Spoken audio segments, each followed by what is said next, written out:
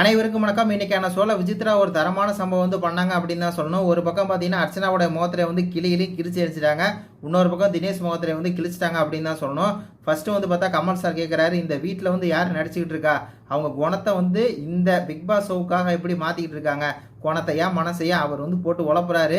ஏதோ ஷோக்காக யார் நடிச்சுக்கிட்டு இருக்கா அப்படிங்கிறத அந்த கேள்வி. அதுக்கு பார்த்தீங்கன்னா தெளிவாக சொன்னாங்க.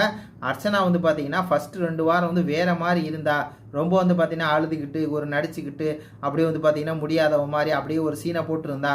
அதுக்கப்புறம் பார்த்தீங்கன்னா அவள் அப்படியே மாறிட்டு சமைக்க தெரியாதுன்னு சொன்னா, அப்புறம் சமைச்சா எல்லாம் பண்ணா. மாறிட்டு இப்போ பார்த்தீங்கன்னா அவள் வேற மாதிரி இருக்கா, வேற மாதிரி பேசுகிறா, முடியாதவ வீட்டுக்கு போகிறேன்னு சொன்னவ அப்படியே மாறி இப்போ இந்த மாதிரி இருக்கிறா அப்படிங்கிற மாதிரி சொல்லி மொத்தமாக பார்த்தீங்கன்னா அர்ச்சனாவுடைய மோத்திரே கிழிச்சு எரிஞ்சிட்டாங்க அப்படின்னு சொல்லணும். என்ன நடிப்புடா, உலக நடிப்புடா சாமி அர்ச்சனா அப்படிங்கிற மாதிரி தான் இருக்குது. ஃபர்ஸ்ட் வாரம் என்னால் முடியல நான் வீட்டுக்கு போகிறேன்னு சொன்னது, அடுத்த வாரம் பார்த்தீங்கன்னா அந்தளவுக்கு சண்டை போட்டது, இப்போ பார்த்தீங்கன்னா அப்படியே மாதிரி திருப்பி ஃபர்ஸ்ட் வாரம் மாதிரி வந்தது அப்படின்னு சொல்லி கிழிச்சு எரிஞ்சாங்க. அது மட்டும் இல்லை, நம்மளுடைய தினேஷ் இருக்கார் இல்லையா, அவர் பார்த்தீங்கன்னா வெளியே ரொம்ப சாது மாதிரி இருப்பார் சார், இந்த வீட்டில் எதுக்கு எடுத்தாலும் எரிஞ்சு விழுகிறாரு அப்படிங்கிற மாதிரி பார்த்தீங்கன்னா சொன்னாங்க.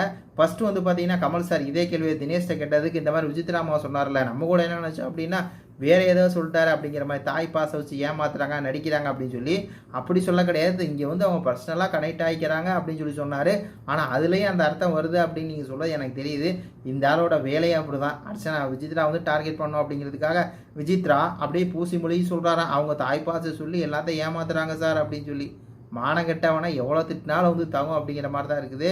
அது மட்டும் இல்லாமல் இன்னைக்கு ஷோவை பாருங்கள், இந்த ஃப்ளோ இதே மாதிரி போச்சுன்னா நல்லாயிருக்கும். ஆனால் இன்னைக்கு பாருங்கள் ஃபுல்லாகவே எல்லாம் அவ்வளோ டவுனாக இருக்குது. இந்த ஷோ ஓரளவுக்கு மேலே போக மாட்டேங்குது அப்படிங்கிற மாதிரி தான் இருக்குது.